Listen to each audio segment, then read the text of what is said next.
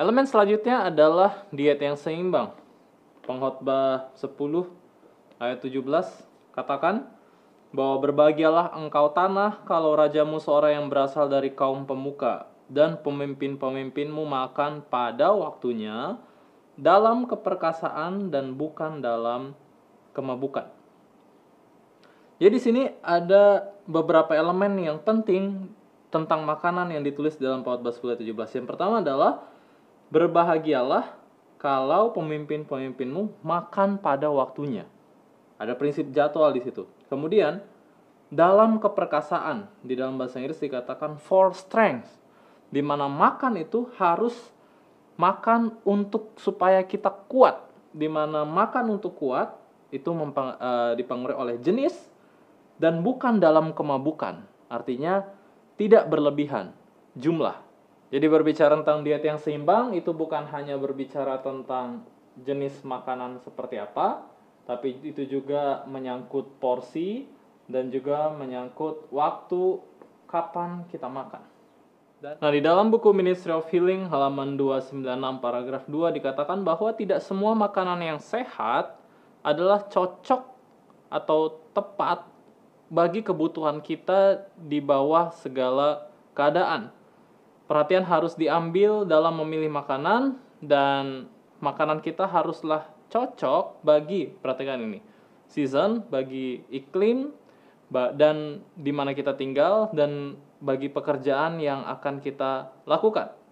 Beberapa makanan yang dapat digunakan pada satu musim atau pada satu iklim tidaklah cocok bagi musim atau iklim yang lain. Ada juga makanan-makanan yang sangat baik atau sangat cocok bagi orang-orang di pekerjaan-pekerjaan yang berbeda.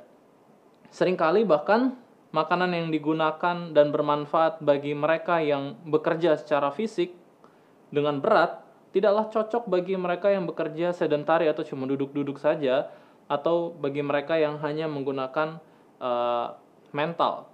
Tuhan telah memberikan kepada kita begitu banyak variasi makanan sehat, dan setiap orang harus memilih dari makanan-makanan tersebut sesuai dengan pengalaman dan pertimbangannya yang baik, yang terbukti terbaik dan cocok bagi kebutuhannya.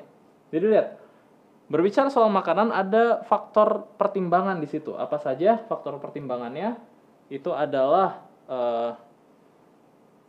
iklim di mana dia tinggal, kondisi geografis, apakah dia tinggal di iklim dingin, sedang di iklim panas, ini lagi musim hujan, atau lagi musim salju, atau musim panas, summer. Juga pekerjaan, bagaimana dengan pekerjaannya? Apakah pekerjaan fisiknya yang banyak, atau pekerjaan mentalnya yang banyak? Lalu di masih buku yang sama, di halaman 319 paragraf yang kedua, dikatakan bahwa tidak semua orang dapat makan hal yang sama. Makanan-makanan yang enak dan sehat bagi satu orang bisa saja tidak enak, bahkan membahayakan atau merusak bagi orang lain. Juga ada faktor individu di situ, di mana berbicara tentang ilmu gizi ada satu pelajaran yang disebut nutrigenomik. Di mana nutrigenomik ini adalah melihat kecondongan atau kecenderungan satu gen seseorang dalam memetabolisme makanan tertentu. Jadi karena kita punya gen beda-beda, maka kita harus lihat dari pohon keluarga, kita cenderung untuk intoleran atau tidak menoleransi makanan tertentu pasti beda-beda dengan orang lain. Makanya satu orang boleh makan ini dan sehat-sehat saja, yang satu makan itu sedikit aja bisa bermasalah. Jadi ada faktor individu, di mana faktor individu itu dipengaruhi oleh gen. Tapi juga faktor individu juga berbicara tentang faktor individu, di situ ada berat badan di situ. Orang yang berat badannya lebih tentu saja kebutuhan gizinya berbeda dengan orang yang berat badan kurang. Kemudian di situ berbicara tentang usia. Seseorang yang usia sudah tua biasanya cenderung untuk memetabolisme makrogizi lebih lambat, sedangkan orang yang masih muda metabolismenya biasanya lebih cepat. Jadi dalam hal jenis dan porsi juga tentu berbeda. Lalu selain berat badan, usia, ada faktor psikis. Bagaimana dengan keadaan psikisnya? Apakah keadaan psikisnya sedang sehat atau sedang depres? Orang yang sedang depres tentu ada beberapa makanan yang tidak cocok bagi dia untuk dia konsumsi. Dan juga ada faktor finansial, kondisi keuangan. Karena nggak bisa seseorang yang untuk cari makanan pokok saja susah, kemudian ini harus dipaksa untuk beli polong-polongan dalam yang notabene di beberapa tempat di Indonesia masih sangat mahal. Makanya Ron Nubuat katakan bahwa untuk orang-orang yang seperti itu jangan diberikan pengajaran yang strict tentang reformasi kesehatan. Reformasi kesehatan tujuannya adalah supaya sehat. Kalau kita mengajarkan reformasi kesehatan tapi didapati seseorang ini kekurangan gizinya, tidak memperoleh zat gizi yang tepat untuk membangun tubuhnya, maka itu bukan reformasi kesehatan. Itu adalah deformasi kesehatan. Itulah alasan kenapa Tuhan mengizinkan Nuh dan keluarganya di dalam bahtera mengkonsumsi makanan hewani. Karena saat itu itulah makanan yang tepat, itulah makanan yang terbaik bagi mereka, karena lingkungan saat itu tidak bisa untuk membudidayakan makanan nabati, sehingga untuk memperoleh makanan zat gizi yang baik pada kondisi itu diizinkanlah mengkonsumsi makanan hewani. Jadi itulah kenapa di kutipan tadi dikatakan juga bahwa di subjek pelajaran tentang reformasi makanan itu harus dipelajari secara luas dan dalam. Should be studied broadly and deeply. Dan tidak boleh seorang pun yang mengkritik orang lain karena prakteknya berbeda. Ron Nubuat di kutipan yang lain dikatakan bahwa ada begitu banyak orang yang berpikir sedang mengikuti reformasi kesehatan, tapi sebenarnya itu adalah deformasi kesehatan. Karena minimnya gizi yang dia dapatkan, minimnya gizi yang dia peroleh. Oke, mari kita masuk ke jenis. Berbicara tentang jenis, sumber makanan secara utama adalah karbohidrat, protein, ada lemak di situ, lalu ada vitamin dan mineral. Di mana karbohidrat, protein dan lemak ini dibutuhkan dalam jumlah banyak, makanya sering disebut sebagai makrogizi. Sedangkan vitamin dan mineral dibutuhkan dalam jumlah sedikit, makanya disebut sebagai mikrogizi. Dan satu lagi zat makanan yang diperlukan untuk kesehatan tubuh manusia adalah serat.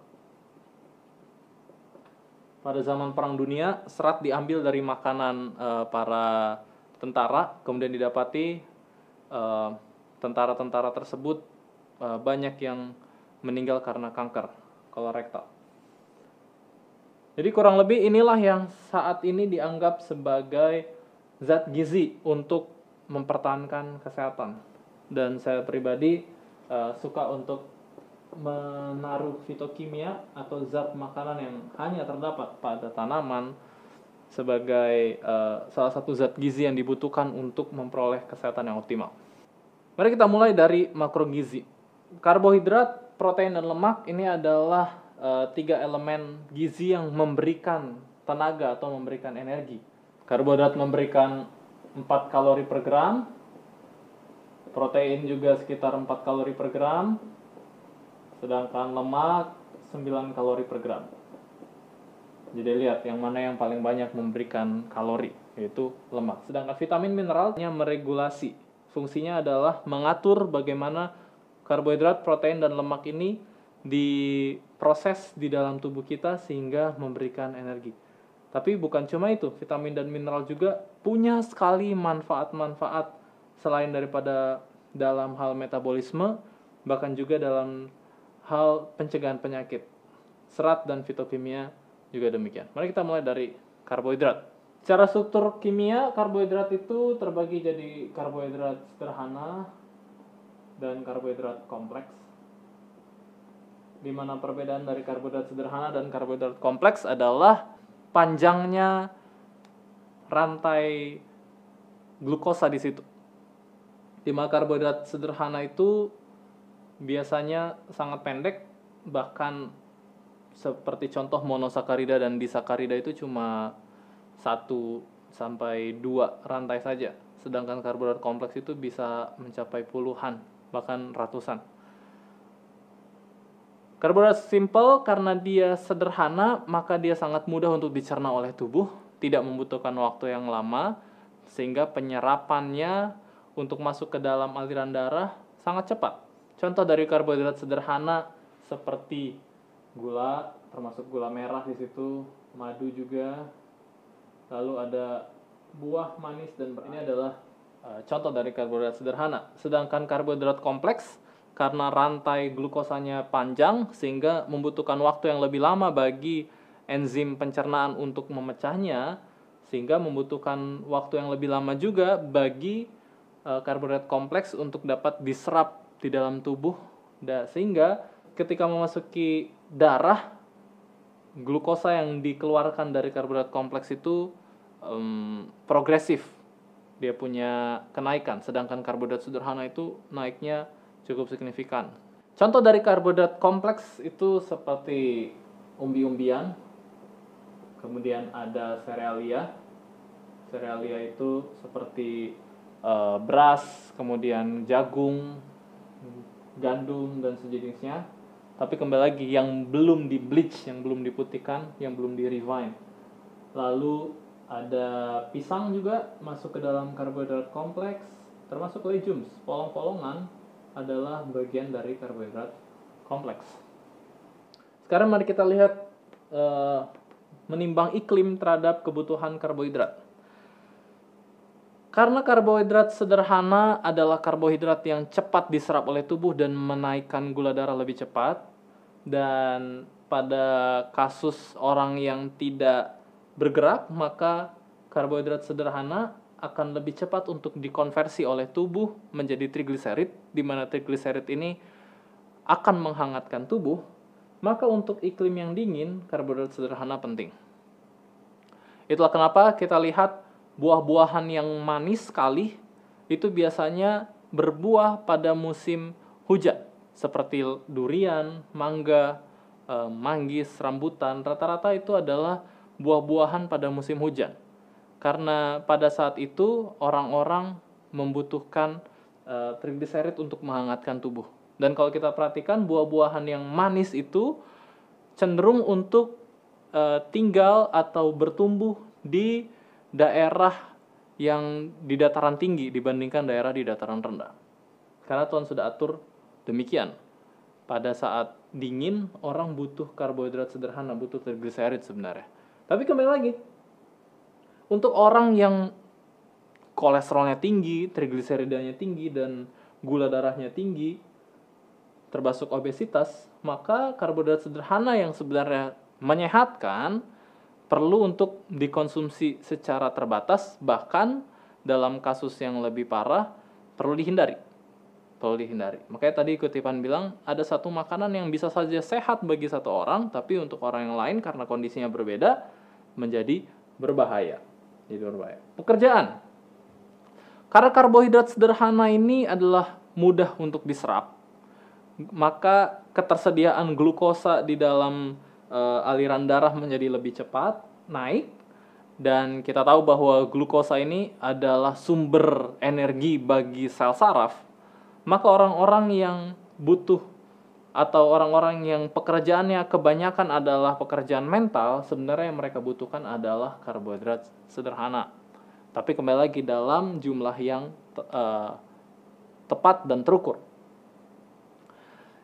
Sedangkan orang yang membutuhkan, yang bekerja dalam aktivitas fisik yang berat, sebenarnya yang mereka butuhkan adalah karbohidrat kompleks. Bagaimana rasionalnya? Jadi begini.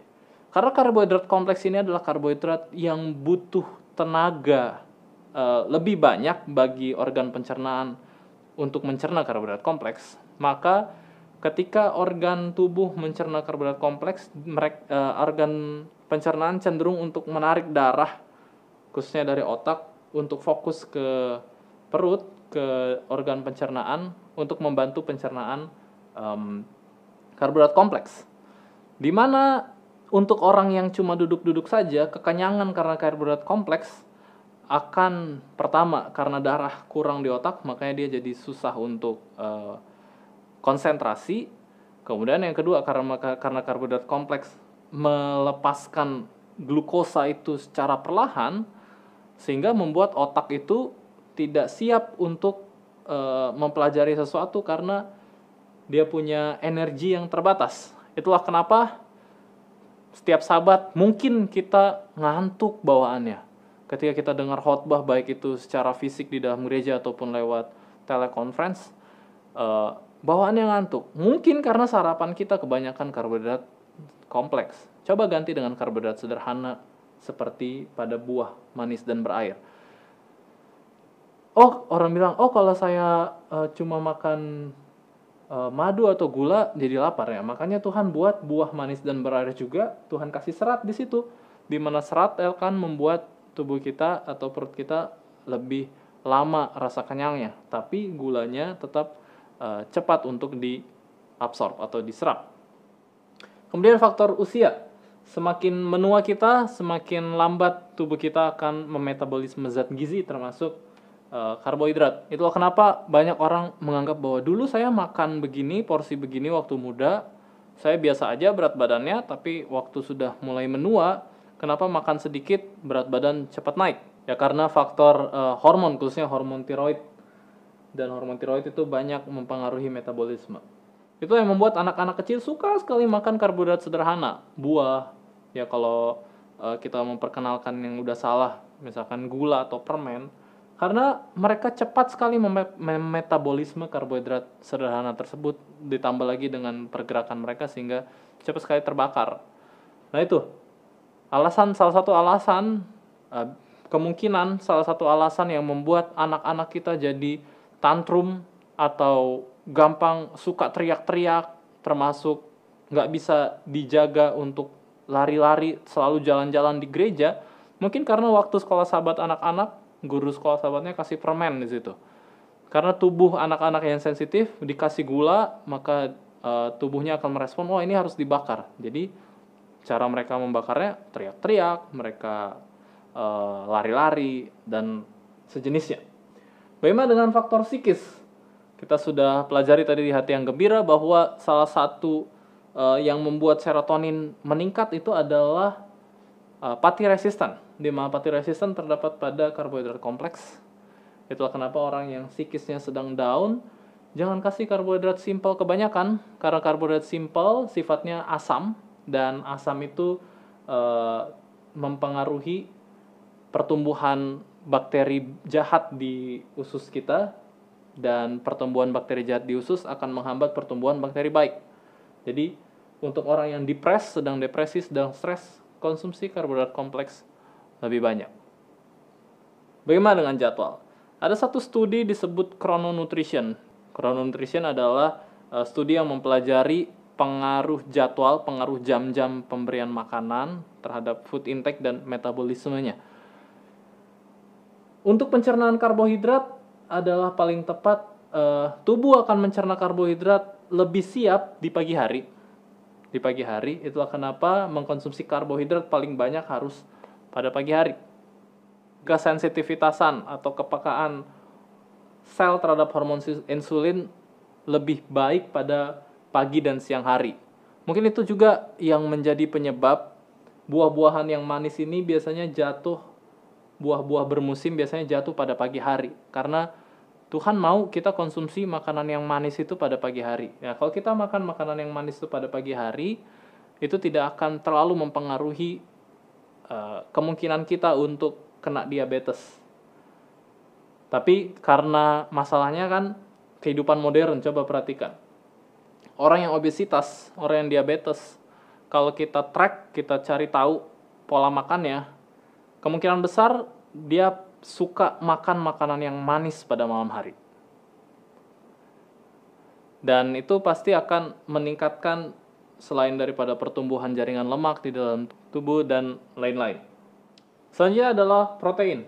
Protein ini penting bagi kesehatan kita selain daripada sumber energi. Kalau karbohidrat tidak ada, maka sumber protein di dalam tubuh kita akan dipecah, yaitu otot akan dipecah untuk diubah jadi karbohidrat. Protein ini adalah zat pembangun tubuh, di mana seluruh organ kita dibangun dari protein.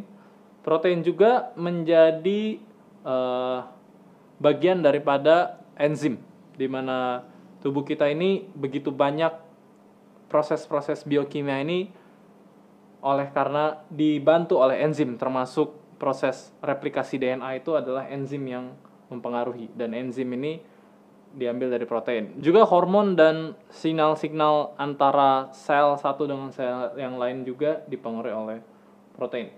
Jadi mengkonsumsi protein penting bagi tubuh. Orang yang kekurangan protein cenderung rentan terhadap penyakit infeksi karena protein ini, asam amino dari protein ini penting bagi kesehatan sistem kekebalan tubuh. Tapi kalau berlebihan juga, protein akan membuat sampah yang begitu banyak di dalam tubuh dan membebani tubuh, khususnya ginjal kita yang akan mengeluarkan urea yang lebih banyak. Dimana kalau kita bahas protein, khususnya asam amino yang menjadi building block dari protein, ini banyak sekali dan butuh waktu yang lama. Jadi nanti di pelajaran gizi saja akan dibahas tentang protein. Tapi di sini kita lihat aja sumber protein di dunia ini ada dua, yaitu protein hewani dan protein nabati. Yang mana yang terbaik dari keduanya? Tergantung kondisi lagi, seperti yang kita sudah pelajari sebelumnya.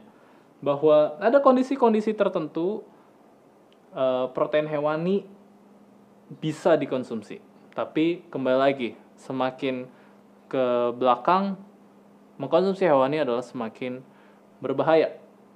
Secara ketersediaan asam amino, protein hewani lebih unggul daripada protein nabati, karena protein hewani itu sudah siap untuk diserap oleh tubuh, sedangkan protein nabati, sumber makanan nabati untuk memperoleh protein, tubuh perlu mengkonversinya lagi. Nah, sumber protein hewani biasa didapat pada daging, kemudian ikan juga termasuk, lalu telur dan produk olahannya, serta susu. Secara kualitas, protein hewani lebih baik daripada protein nabati, karena protein hewani menyediakan lengkap asam amino yang diperlukan oleh tubuh, sedangkan protein nabati biasanya kurang satu. Ada yang punya metionin tapi tidak ada lisin, ada yang punya lisin tapi tidak ada metionin, kecuali satu, yaitu kedelai. Jadi kedelai bisa disetarakan secara kualitas dengan protein hewani karena pada kedelai asam aminonya lengkap. Jadi tidak ada alasan bagi seorang vegetarian sebenarnya kekurangan protein nabati kalau dia mengkonsumsi kedelai setiap hari. Dan sumber protein nabati juga terdapat pada polong-polongan lain dan juga termasuk grains atau padi-padian dan kacang-kacangan atau nuts ya. Dimana selain kedelai, polong-polongan kebanyakan tidak lengkap asam aminonya, grains juga tidak lengkap asam aminonya. Tetapi ketika dikombinasikan antara polong dengan grains, maka lengkaplah asam amino yang diperlukan oleh tubuh. Jadi kembali lagi, orang yang bervegetarian tidak akan kekurangan protein nabati selama mengkonsumsi makanan yang bervariasi atau menyediakan kedelai sebagai sumber protein utama.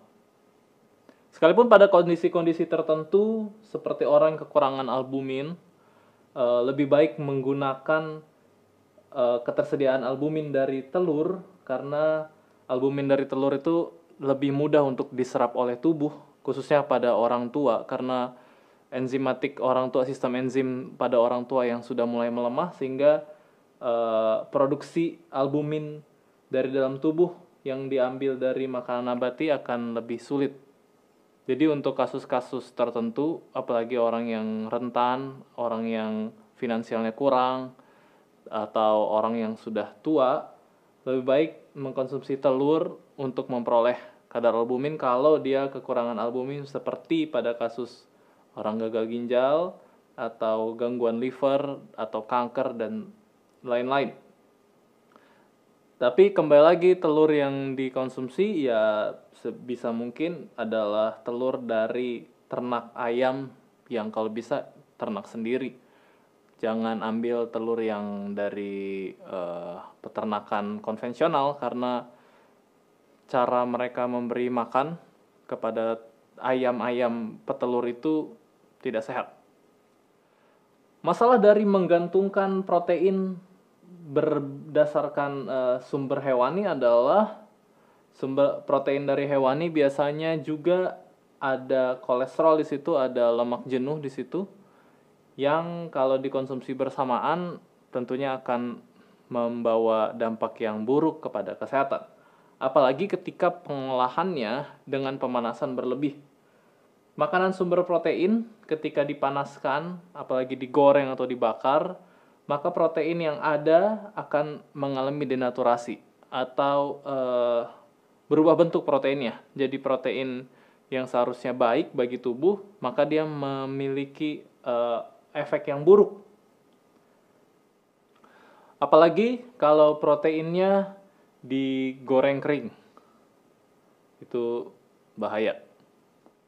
Makrogizi selanjutnya adalah lemak, di mana dari panjang molekul, lemak itu terbagi jadi ada yang rantai pendek, rantai menengah, dan rantai panjang, yang masing-masing punya kegunaannya tersendiri, seperti short chain fatty acid atau asam lemak rantai pendek, itu seperti asam butirat yang dikeluarkan dari bakteri dalam usus, punya pengaruh anti kanker untuk kanker kolon, juga meningkatkan serotonin.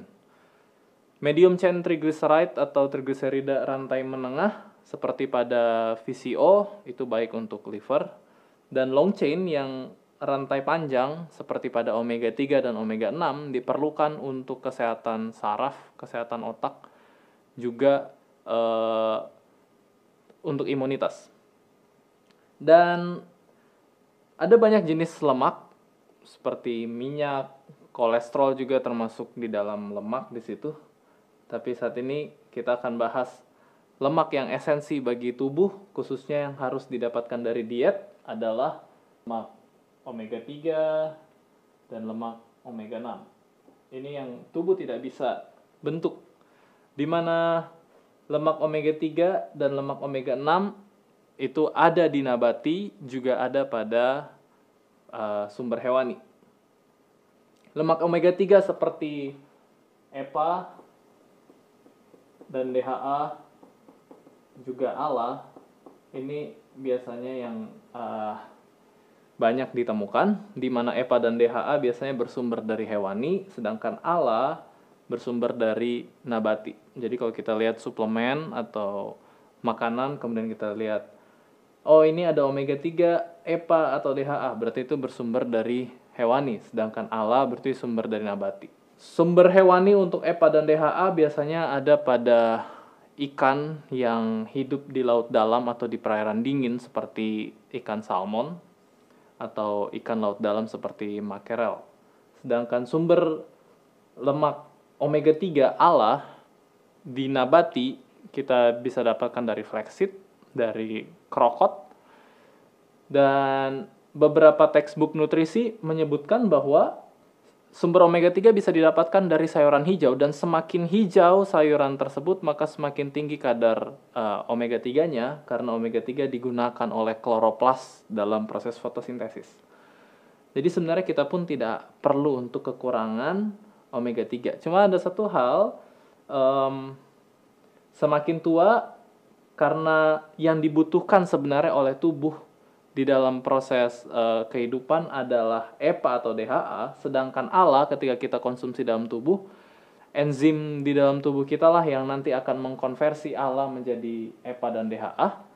Dan semakin tua seseorang, radikal bebas semakin meningkat, maka sistem enzimatik juga bermasalah, sehingga ada beberapa orang yang tidak bisa, sekalipun dia mengkonsumsi ALA, dia nggak akan dapat ke benefit dari omega 3 karena yang dibutuhkan adalah omega 3 jenis EPA dan DHA.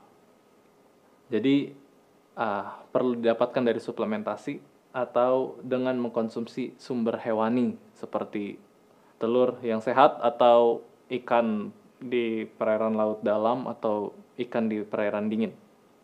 Omega 3 ini ditemukan banyak pada selaput myelin pada saraf, di mana selaput myelin inilah yang akan menghantarkan impuls saraf kepada sel saraf yang lain. Jadi sangat penting bagi transmisi informasi antar sel saraf. Juga pada reseptor-reseptor neurotransmitter, jadi ketika sel saraf berkomunikasi dengan sel saraf yang lainnya, maka informasi tersebut akan ditangkap oleh reseptor di sel saraf yang lain, di mana reseptor tersebut dibentuk oleh omega 3. Jadi omega 3 ini penting sekali untuk kesehatan saraf dan otak. Dan untuk orang yang banyak bekerja menggunakan mental, menggunakan otak, maka omega 3 sangat diperlukan. Sangat diperlukan. Sedangkan pada umumnya pada diet orang pada umumnya kebanyakan mengkonsumsi lemak jenuh dan omega 6. Omega 6 ini memang esensi, tetapi sangat mudah untuk didapatkan di sekitar kita. Omega 6 itu terdapat pada hewan, daging. Omega 6 juga terdapat pada polong-polongan, minyak kedelai, minyak sunflower, dan lain sebagainya. Tapi omega 6 yang berlebihan sifatnya akan proinflamasi atau membuat peradangan di dalam tubuh, karena omega 6 akan dikonversi oleh tubuh menjadi prekursor untuk prostaglandin, sitokin proinflamasi.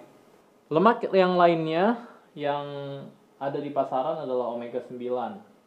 Walaupun ini tidak esensi, tapi juga bisa dikonsumsi, di mana omega 9 ini banyak terdapat pada alpukat dan zaitun.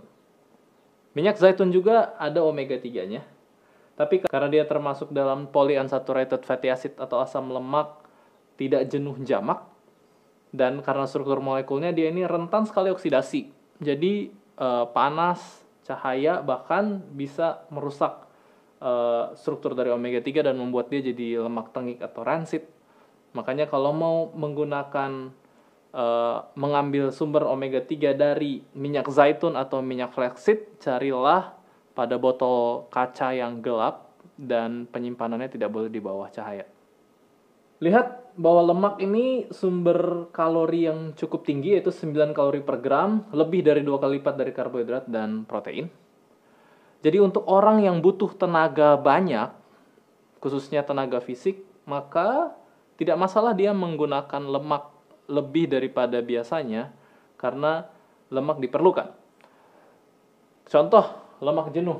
Ada orang menganggap bahwa lemak jenuh itu jelek. Ya, tergantung dari penggunaannya. Di mana lemak jenuh ini sebenarnya ketika masuk ke dalam tubuh tidak jelek-jelek banget, apalagi lemak jenuh ini bisa dipakai untuk membuffer radiasi dari ultraviolet ketika dia masuk ke dalam tubuh, kemudian dia akan membentuk kolesterol di bawah kulit kita, dan itu membantu untuk mencegah proses oksidasi bagi sel-sel di bawah kulit, karena lemak jenuh akan membuffer radiasi dari sinar matahari. Jadi orang yang ada di bawah sinar matahari, dia butuh lemak jenuh supaya kulitnya sehat. Coba lihat, banyak orang anggap bahwa sinar matahari sumber kanker kulit. Tapi kalau kita perhatikan petani-petani kita, kenapa para petani 8 jam di bawah sinar matahari tidak membentuk kanker kulit pada tubuhnya? Mungkin salah satu proteksi adalah lemak jenuh. Nanti kita belajar banyak juga tentang sinar matahari. Tapi kalau kita lihat orang-orang barat yang kena kanker kulit, biasanya karena berjemur, itu biasanya karena rasio antara omega 3 dan omega 6 yang tidak seimbang. Jadi omega 3 ini diperlukan untuk otak, tapi karena omega 3 ini sifatnya tidak stabil dan mudah sekali teroksidasi, kalau kita banyak mengkonsumsi omega 3 tapi kemudian kena sinar matahari banyak tanpa lemak jenuh, itu gampang sekali teroksidasi. Jadi kalau kita lihat contoh, omega 3 ini kaya sekali pada binatang-binatang laut yang ada di bagian kutub. Di mana kita tahu bahwa daerah kutub itu adalah daerah yang kurang sekali kena sinar matahari. Dan karena sifatnya dan karena struktur molekulnya, omega 3 ini membuat darah jadi encer. Omega 3 itu pengencer darah sebenarnya. Darah jadi encer. Dan itu diperlukan untuk binatang-binatang di kutub, khususnya yang berdarah panas, supaya mereka tidak kedinginan. Jadi Tuhan sudah atur omega 3 itu baik untuk orang yang ada di bagian tempat dingin dan yang menggunakan banyak sekali aktivitas mental. Sedangkan kalau kita lihat di daerah Katulistiwa, di mana daerah kepulauan Indonesia khususnya, itu kaya sekali dengan pohon kelapa, di mana pohon kelapa ini adalah sumber utama dari lemak jenuh. Dan memang menandakan bahwa Tuhan menaruh kelapa di daerah Katulistiwa karena itu adalah yang dibutuhkan. Di dalam Councils on Diet and Foods halaman 94 paragraf yang ketiga dikatakan, dalam pemeliharaan Tuhan, setiap negeri menghasilkan bahan makanan yang mengandung gizi yang dibutuhkan demi memperkuat sistem tubuh. Jadi, setiap negeri katanya, setiap negeri disesuaikan. Setiap iklim punya makanannya sendiri-sendiri. Omega 3 yang banyak terdapat pada daerah kutub, lemak jenuh yang banyak terdapat pada daerah Katulistiwa, karena memang peruntukannya seperti itu. Hanya saja ketika kita beraktivitas tidak sesuai dengan iklim kita, contoh sekalipun kita tinggal di Katulistiwa, tapi kalau hidup kita kebanyakan di dalam AC dan pekerjaan kita hanya mencangkul pakai jari, ngetik-ngetik aja, maka kita perlu mengkonsumsi omega 3 lebih banyak daripada lemak jenuh. Sedangkan kalau kita beraktivitas banyak di luar ruangan, berkeringat, dan aktivitas fisik, maka lemak jenuh tidak masalah karena itu akan segera dibakar oleh tubuh. Bahkan lemak jenuh punya fungsi untuk proteksi. Nah, ini juga kelihatan kalau kita menaruh lemak jenuh. Contoh lemak jenuh itu adalah minyak kelapa sawit atau minyak kelapa. Kita taruh di ruangan ber-AC, maka dia akan membeku. Dia akan membeku karena sifat dari molekulnya. Dan Anda bayangkan kalau kita hanya diam-diam di dalam ruangan tanpa pergerakan yang banyak, maka lemak jenuh akan cenderung untuk meningkatkan namanya agregasi trombosit, membuat darah jadi kental. Sedangkan omega 3 terbalik. Omega 3 akan membuat darah jadi encer. Nah, di era industrialisasi seperti saat ini, banyak sekali teknik-teknik rekayasa makanan yang dibuat untuk produksi. Seperti contoh trans fat atau lemak trans, yang mereka dapati lemak trans ini baik sekali untuk mengawetkan makanan dan aromanya yang wangi sehingga meningkatkan selera makan. Di mana lemak trans ini adalah rekayasa pangan dengan cara mengubah struktur dari satu lemak tidak jenuh menjadi lemak jenuh, tapi molekulnya tetap sama. Seperti ini di gambar ini adalah asam oleat dengan 18 rantai karbon, di mana asam oleat ini adalah omega 9 yang banyak terdapat pada minyak zaitun. Kenapa dibilang omega 9? Karena ada ikatan ganda, ikatan karbon ganda pada karbon ke-9 dihitung dari ujung. Ini. Dan kita lihat ikatan karbon ganda di rantai karbon ke-9 ini membentuk satu sudut 120 derajat. Nah, ketika dilakukan hidrogenasi, khususnya hidrogenasi parsial, hanya dengan mengubah susunan ikatan hidrogen di sini dari yang tadinya sejajar sekarang berlawanan, maka strukturnya berubah dari struktur cis menjadi struktur trans, di mana struktur cis ini membuat omega 9 ini jadi bengkok, dan sekalipun tidak ada perubahan dalam jumlah molekul, tidak ada penambahan molekul atau pengurangan molekul, cukup dengan memindahkan satu molekul ke sisi yang lain, ini pengaruhnya menjadi berbeda.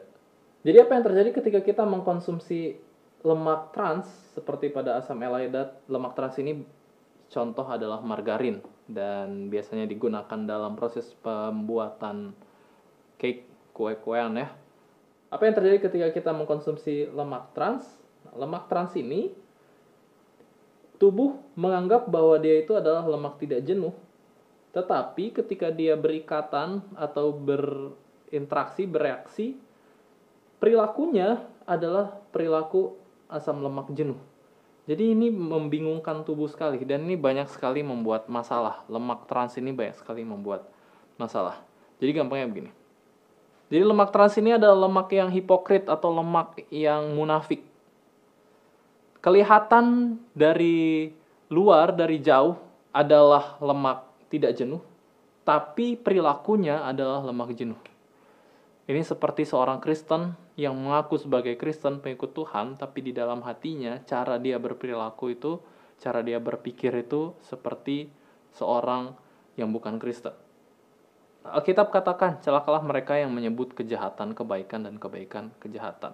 Bahkan di dalam dunia kesehatan pun kita dapat melihat bahwa perilaku munafik secara molekuler sangat merugikan kesehatan. Transfat ini meningkatkan resiko penyakit kardiovaskular, jantung dan pembuluh darah, bahkan kanker juga termasuk di situ.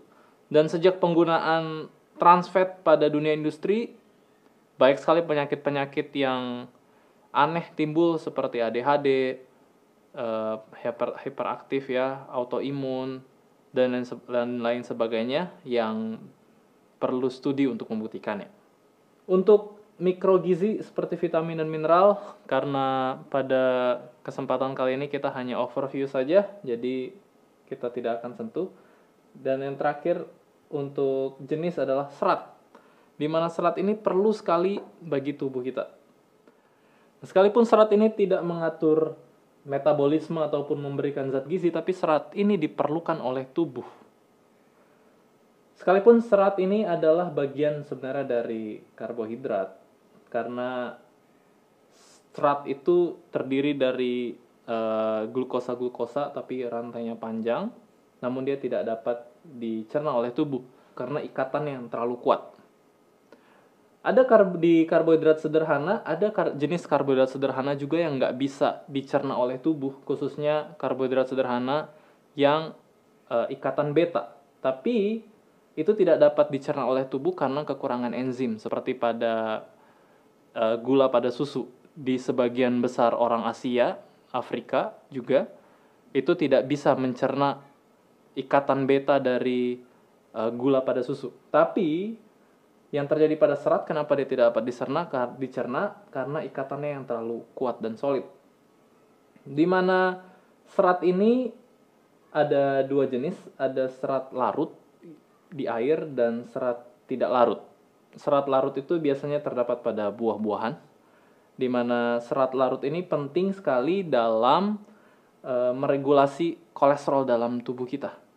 Jadi dapati orang yang mengkonsumsi serat larut, khususnya pada buah-buahan, pepaya, apel, ya buah-buahan seperti itu. Serat larut ini kalau kena air dia berbentuk jadi gel. Dia ini akan menyerap kolesterol. Jadi ketika empedu itu mencerna lemak, maka empedu itu akan diikat oleh lemak tidak larut ini untuk tidak diserap lagi oleh tubuh, karena kalau empedu diserap lagi oleh tubuh akan meningkatkan kolesterol.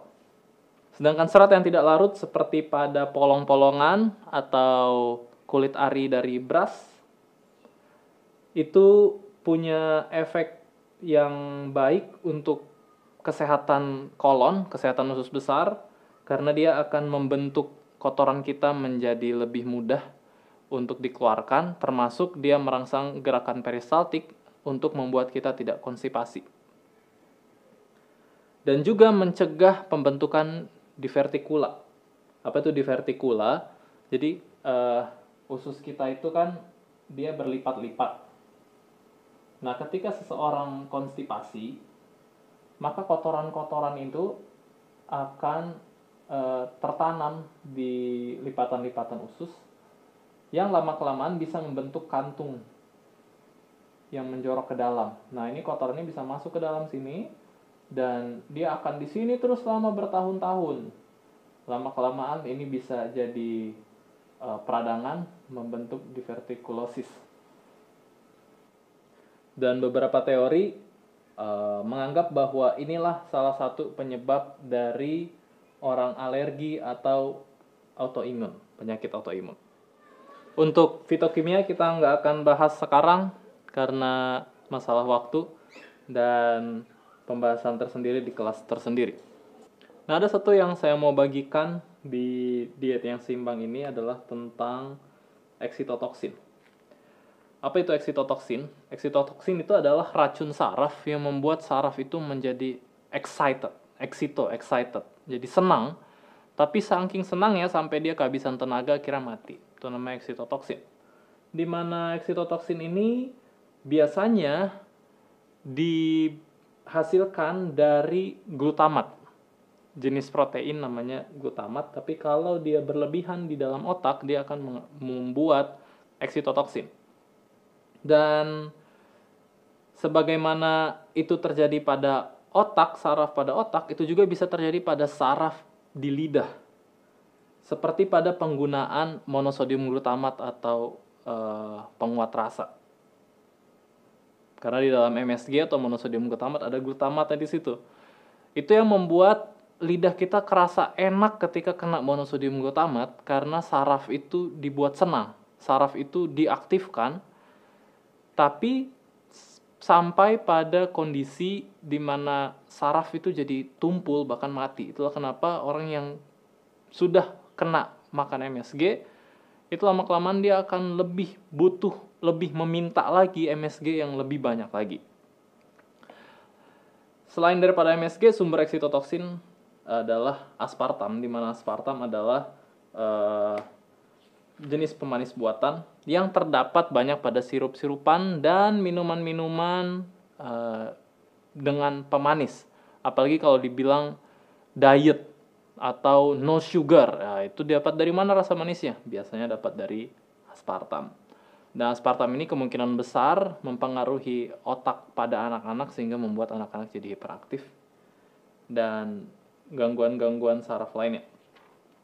Secara rohani, kita juga harus berhati-hati dengan penyedap. Di dalam 2 Timotius 4 ayat 3-4 dikatakan, karena akan datang waktunya orang tidak lagi menerima ajaran sehat, tetapi mereka akan mengumpulkan guru-guru menurut kehendaknya untuk memuaskan keinginan telinganya. Mereka akan memalingkan telinganya dari kebenaran dan membukanya bagi dongeng.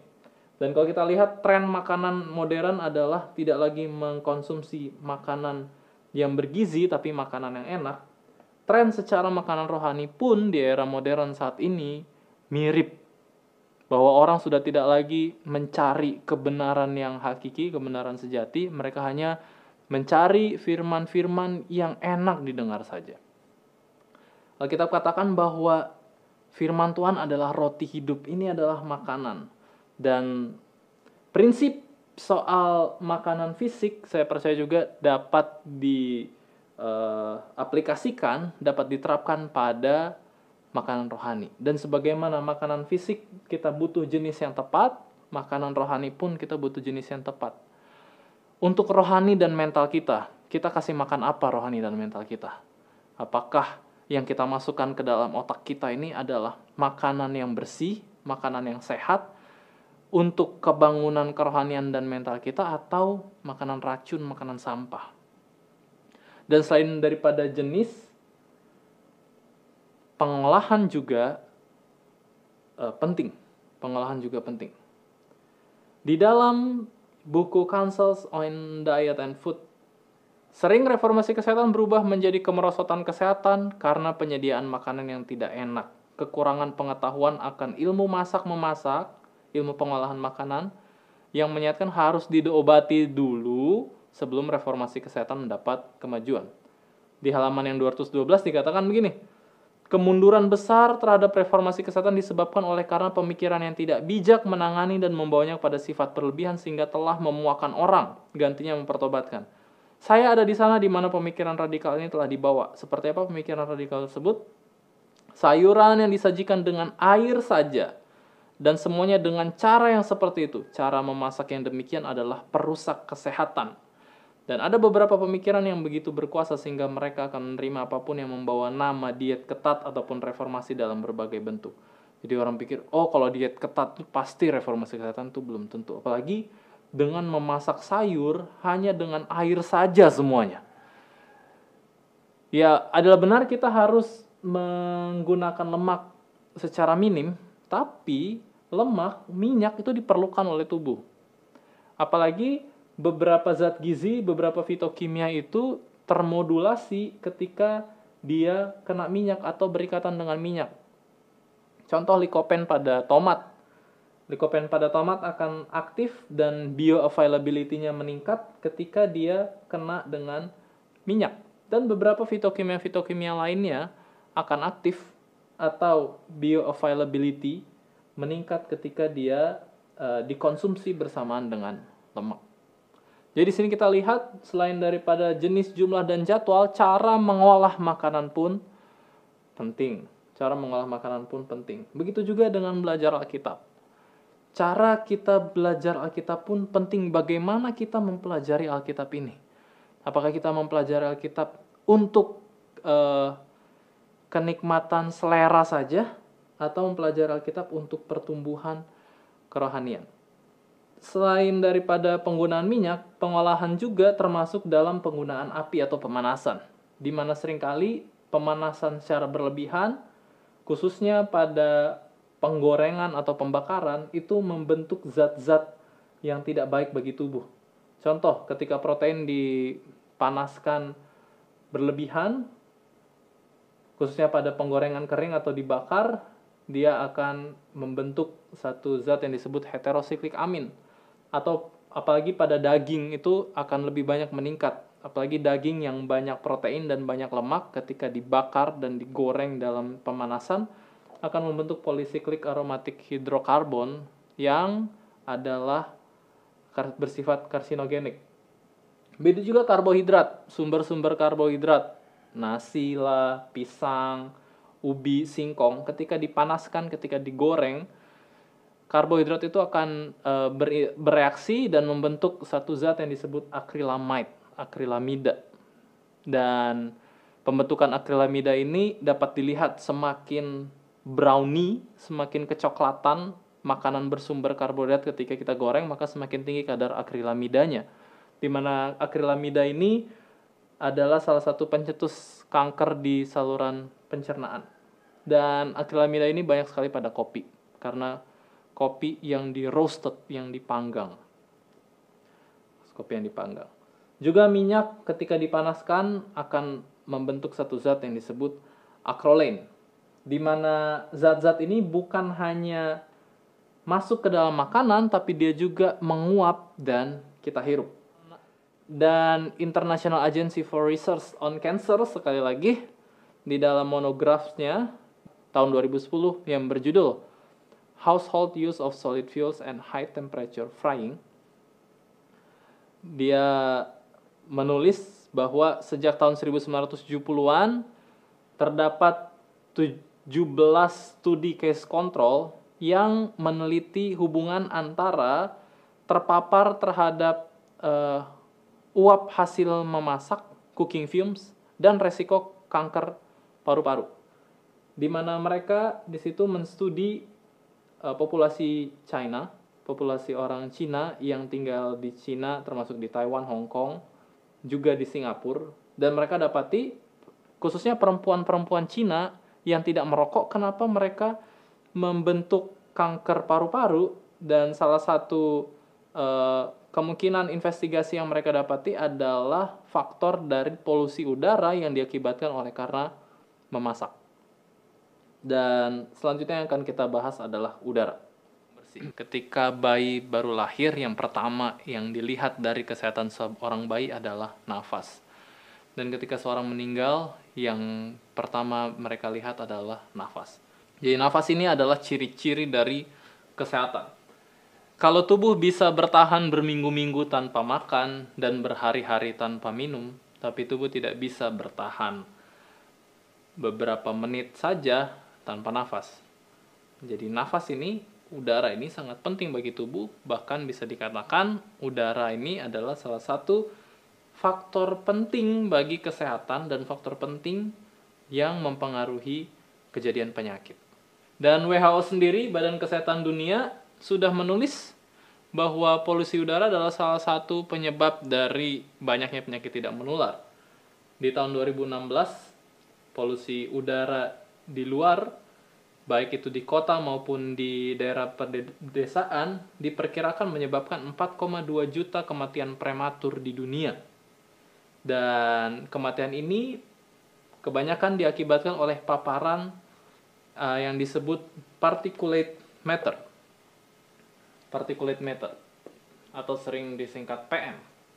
Ini adalah partikel-partikel yang sangat kecil yang ukurannya mikron, 1000 kali lebih kecil daripada milimeter ya.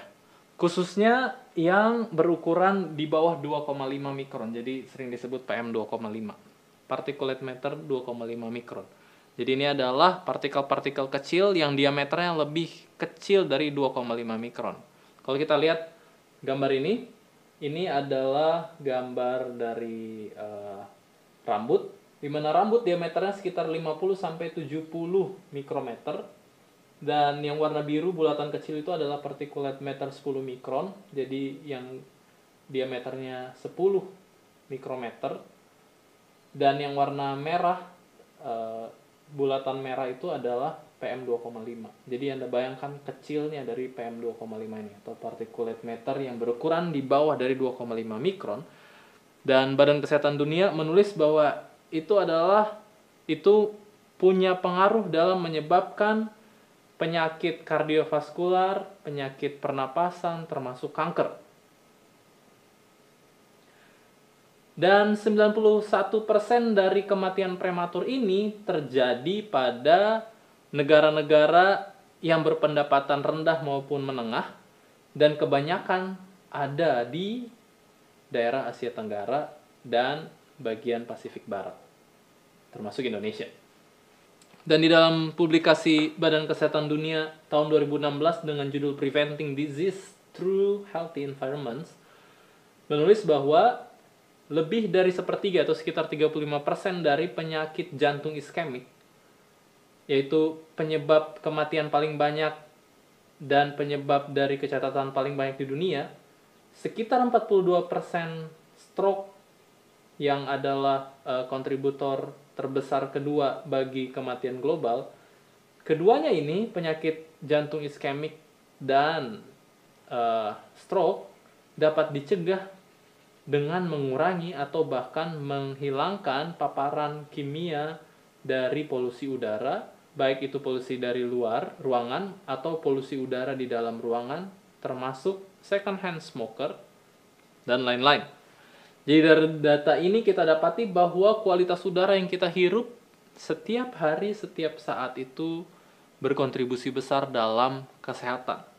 Dan bukan hanya para perokok atau second hand smoker yang menghirup asapnya dari perokok aktif, perokok pasif third hand smoker pun didapati punya efek yang merugikan. Third hand smoker itu seperti jadi ketika seseorang merokok, kemudian asap rokoknya nempel di baju atau nempel di furniture, perabotan-perabotan di rumah, lalu khususnya anak-anak menghirup residu-residu dari rokok tersebut, maka anak-anak pun dianggap sebagai perokok pasif atau third hand smoker yang punya dampak negatif bagi tubuh. Nah, bagaimana cara kita memperoleh udara yang bersih atau udara yang segar? Ada studi literatur publikasi tahun 2018 oleh Singapura dalam judul Negative Air Ions and Their Effects on Human Health and Air Quality Improvement. Jadi ada satu jenis udara yang didapati punya pengaruh yang menyehatkan bagi tubuh yang disebut negative air ions atau ion udara negatif. Apa ini ion udara negatif? Ion udara negatif ini adalah udara yang kita hirup tapi yang membawa ion negatif. Bagaimana kita dapat ion udara negatif ini? Itu adalah ketika udara yang mengandung molekul air di situ kemudian terpapar dengan energi yang kuat sehingga udara itu terpecah bereaksi dengan oksigen dan terbentuklah ion negatif. Di sini di review artikel ini menulis beberapa sumber dari negative air ions, yaitu pertama adalah cahaya kosmik, di mana 20% dari total ionisasi di permukaan tanah, khususnya di laut, di atas laut atau di atas samudra, itu diakibatkan dari cahaya kosmik, dari luar angkasa atau dari radioaktif yang ada di dalam bumi. Juga, selain daripada cahaya kosmik, ion udara negatif juga dibentuk pada udara yang terpapar ultraviolet. Tapi udara ini kebanyakan terdapat 60 km di atas atmosfer, di atas ketinggian atmosfer. Yang sekalipun ion udara negatif ini yang dari 60 km di atas atmosfer itu akan turun ke bawah, ke tanah, ke permukaan tanah, tapi pada kecepatan yang rendah, sehingga tidak memberikan kontribusi yang cukup besar bagi banyaknya ion udara negatif di permukaan. Mungkin itu berpengaruh di pegunungan, iya. Tapi yang huge amount, yang paling banyak itu berasal dari corona discharge atau yang dialiri listrik. Contoh seperti pada tanaman yang dialiri medan listrik didapati menghasilkan ion udara negatif lebih banyak dibandingkan yang tidak dialiri medan listrik. Dan ion udara negatif ini didapati banyak sekali ada di udara ketika habis petir, kilat khususnya, termasuk kabut atau lewat artificial conductor. Ini yang sekarang sedang dipakai di dalam teknologi AC. Jadi mereka gunakan konduktor buatan untuk mengaliri satu konduktor dengan listrik, sehingga membuat udara negatif bagi AC. Ada juga yang namanya efek Lennard yang terjadi ketika udara berbenturan, khususnya ketika ada banyak molekul air di situ.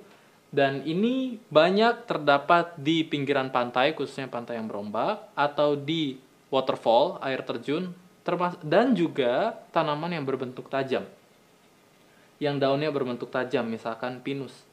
Jadi daun pinus yang tajam itu ketika dia bergesekan satu sama lain juga, dia akan menghasilkan medan listrik statis juga kan, dan berkontribusi dalam pembentukan ion negatif. Nah, apa efeknya ketika kita menghirup udara negatif? Beberapa efek yang didapat adalah, ini yang unik. Walaupun belum diketahui mekanismenya seperti apa, tapi studi-studi mendapati bahwa ion udara negatif akan meningkatkan kemampuan sel darah merah dalam deformability. Apa ini deformability? Jadi pembuluh darah kita itu kan dari yang besar sampai ke yang kecil, habis itu dia akan bertukaran dengan kapiler atau pembuluh darah kapiler, kemudian jadi pembuluh darah vena. Di mana pembuluh darah kapiler ini adalah pembuluh darah yang sangat kecil. Ya, disinilah terjadi pertukaran antara oksigen dan karbon dioksida, juga pertukaran gizi dan zat-zat sampah. Di mana ini sangat kecil sekali. Jadi kalau ini adalah sel darah merah kita, bentuknya kan agak besar, kemudian dia ada pipih di tengah. Sel darah merah kita ini nggak akan bisa masuk ke dalam, melewati pembuluh darah kapiler kalau dia tidak punya satu kemampuan yang namanya deformability. Deformability ini adalah kemampuan sel darah merah untuk mengkerut, kehilangan bentuknya, sehingga membuat sel darah merah bisa melewati kapiler. Nah, ini makanya mungkin membuat orang-orang yang tinggal di atas gunung, yang mendapatkan ion negatif banyak, pipinya merah-merah. Kenapa? Karena peredaran darah itu bisa masuk ke dalam kapiler dan terjadi pertukaran oksigen yang lebih baik, karena sel darah merahnya itu bisa masuk ke kapiler. Sekalipun ini bisa diakalin dengan cara hidroterapi. Kalau kita kasih air panas, ini akan membesar sehingga peredaran darah bisa lebih gampang untuk beredar. Tapi ternyata ion negatif punya cara yang lebih bagus. Kalau hidroterapi itu sifatnya lokal, kalau ion negatif, udara ion negatif, dia akan meningkatkan deformabilitas eritrosit secara sistemik. Jadi itu terjadi di seluruh tubuh, sehingga meningkatkan metabolisme aerobik. Selain itu juga didapati bahwa ion udara negatif akan mengaktifkan natural killer cell sehingga menghambat karsinogenesis. Ion udara negatif didapati juga menghambat pertumbuhan bakteri E. coli dan Candida albicans, termasuk mencegah 60% infeksi tuberkulosis. Dan ini juga penting, mengurangi konsentrasi particulate matter. Tapi ion negatif ini akan efektif kalau dia ada pada satu ruangan yang berdinding kayu dibandingkan ruangan yang berdinding wallpaper atau dinding semen. Unik ya? Jadi kalau itu kita belajar tentang jenis udara, sekarang bagaimana cara kita bernapas juga mempengaruhi jumlah udara yang masuk ke dalam tubuh kita. Kebanyakan orang modern saat ini karena terlalu banyak duduk atau karena juga pakaian yang ketat, membuat teknik bernafasnya keliru, yaitu vertical breath. Apa itu vertical breath? Itu adalah teknik nafas dengan mengangkat dada dan bahu yang terangkat. Jadi dada atau bahunya yang terangkat. Coba perhatikan cara kita bernafas sekarang. Sedangkan teknik nafas yang paling bagus itu seperti pada bayi baru lahir, itu adalah teknik nafas diafragma, di mana diafragma perutlah yang bergerak. Jadi perut yang bergerak naik turun, bukan dada atau bahu yang bergerak naik turun. Di mana teknik nafas diafragma ini lebih membuat paru-paru berkembang, sehingga jumlah udara yang masuk ke dalam paru-paru itu lebih banyak. Jadi sebagai medical missionary, kita harus tahu bagaimana teknik bernapas, dan terlebih khusus kita perlu membiasakannya kembali cara bernafas yang baik, yaitu pernapasan diafragma. Bagaimana cara belajar pernapasan diafragma? Paling gampang ada beberapa metode. Contoh misalkan yang pertama adalah karena bernafas ini dipengaruhi oleh postur, jadi postur tubuh perlu untuk diperbaiki. Orang yang bongkok, orang yang kebanyakan duduk, posturnya akan mengurangi kemampuan paru-paru untuk bernapas. Juga termasuk berpakaian, cara berpakaian. Kalau kita menggunakan pakaian yang ketat, itu juga akan membatasi paru-paru untuk berkembang. Jadi bagaimana cara teknik bernafas dengan diafragma? Cara melatihnya adalah dengan cara telentang. Jadi tiduran lurus di atas tempat tidur, ya kalau bisa yang agak keras, dengan kepala menghadap ke atas. Kemudian taruh beban, ya jangan terlalu berat, misal Alkitab juga boleh, taruh di atas perut, kemudian gerakin Alkitabnya naik turun sambil tarik nafas dan buang nafas. Begitu terus latihan sampai itu menjadi kebiasaan. Itulah cara teknik bernapas secara dengan diafragma. Dan ketika dikombinasikan dengan slow breathing atau bernafas secara reguler dan lambat, maka itu mempunyai pengaruh yang baik dan positif bagi kesehatan ternyata. Jadi dengan bernafas dengan perut, dengan diafragma, diiringi dengan bernafas secara ritmik, teratur, apalagi yang dalam dan lambat. Ya kalau kita biasa bernafas misalkan 20 nafas dalam 1 menit, maka slow breathing itu sekitar 4-8 nafas per menit. Sebuah studi dapati bahwa itu akan meningkatkan natural killer cell dan bahkan mengurangi konsumsi tembakau atau rokok. Dan studi-studi yang lain mendapati itu adalah cara relaksasi yang baik bagi orang yang stres atau depresi. Dan kalau kita lihat bahwa nafas itu punya 2 mekanisme, yaitu inhale dan exhale. Tarik nafas dan buang nafas. Dan kalau kita lihat ketika Tuhan menciptakan Adam pertama kali, Adam sudah dibentuk, semuanya sudah jadi, tapi tanpa nafas Tuhan, Adam tidak hidup. Adam bukanlah manusia yang hidup, Adam masihlah patung tanah liat. Tapi ketika nafas Tuhan dihembuskan ke dalam hidung Adam, maka Adam menjadi makhluk yang hidup. Jadi di sini kita dapati Manusia pertama itu adalah menerima nafas. Tuhan mengeluarkan nafas, kemudian manusia menerima nafas. Ketika manusia menerima nafas, barulah di situ proses tarik nafas, buang nafas, terus-menerus terjadi. Coba Anda bayangkan kalau kita cuma menerima terus. Coba terima nafas terus. Ambil nafas terus. Akan hidup atau tidak? Tentu tidak. Jadi perlu ada yang namanya terima dan memberi. Inhale dan exhale, itulah kehidupan. Kehidupan itu bukan hanya menerima, kehidupan juga adalah memberi. Bahkan kalau kita coba tarik nafas sambil bersuara. Maksudnya sambil mengeluarkan suara, sambil ngomong, sambil tarik nafas. Tidak bisa. Orang untuk bisa mengeluarkan suara, dia harus keluarin nafas. Orang yang tarik nafas nggak bisa menghasilkan suara, karena mekanisme di vocal cord kita seperti itu. Vocal cord atau pita suara kita akan menghasilkan suara ketika ada udara yang keluar dari paru-paru. Apa makna rohaninya?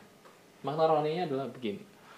Jadi sebelum kita berbicara, khususnya kita membagikan firman, maka firman itu harus masuk dulu dalam kehidupan kita. Itu harus menjadi kehidupan kita terlebih dahulu, itu harus mengubah dan menghidupkan satu kehidupan yang baik di dalam kehidupan kita terlebih dahulu, barulah itu bisa keluar, barulah itu juga bisa menghidupkan orang lain.